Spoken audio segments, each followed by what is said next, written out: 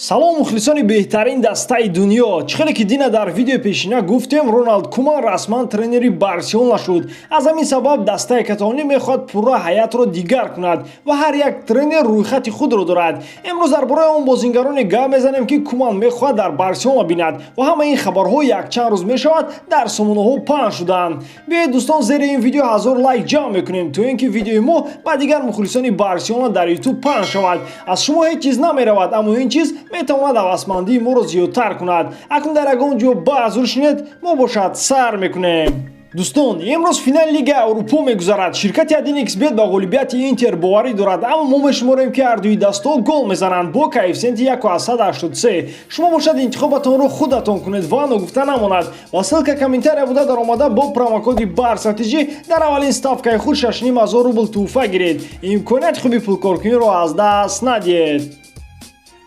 ҳамлагари Барселона Луис Суарес эҳтимол меравад ки ҳамин тобистон дастаро тарк мекунад. тибқи хабарҳои элчурингуито дар твиттер дастаи каталонӣ ба Суарес гуфтааст ки ба худ командаи навро пайдо кунад. собиқ дастаи Суарес Аякс аллакай бо агенти ӯ гуфтушунид карда шудааст то ин ки ӯро барбигардонад. Суарес аз соли 2014 дар Барселона бозӣ мекунад. сардномааш бо Барселона то моҳи июни соли 2021 аст. дар 36 бозии мавсими ба анҷом расида ӯ 21 гол заду 12 ассист кард. сайти трансфермаркет нархи ӯро 28 миллион евро мегӯяд. дар комментария оиди ин хабар фикри худро нависед бародарон. бовар кунед қарорҳое ки президенти даста Бартомеу бароварда истодааст ҳамаро ба ҳайрат овардааст. ҳамлагари Лион Мемфис Депай метавонад ба Испания ояд. бозии ӯ дар мавсими ҷорӣ скаутони Барселонаро ба ҳайрат овард. Барселона омодааст ки ба Лион барои харидории Депай пешниҳод равона кунад. сармураббии нави Барселона РОНАЛД КУМАН Депайро мешиносад, чунки зери роҳбариаш Депай дар мунтахаби Голландия бозӣ кардааст. дар исони ба анҷом расида Депай 22 бозӣ карда 15 голу 2 паси головар додааст. сармураббии Барселона РОНАЛД КУМАН аллакай медонад ки кадом бозингарро аввалин шуда ба даста даъват кунад. бо иттилои сайти AD мутахассиси голландӣ ниммуҳофизатгари Ливерпул Жоржино Вейналдумро ба Барселона меоварад. ба наздикӣ ба даста Миралим Пьянич меояд, аммо Куман ба Вейналдум таваҷҷӯҳ дорад, чунки бо ӯ кор кардааст. агар Барселона ин футболбозро бихарад, ин хати ниммуҳофизаро пурқувват хоҳад кард.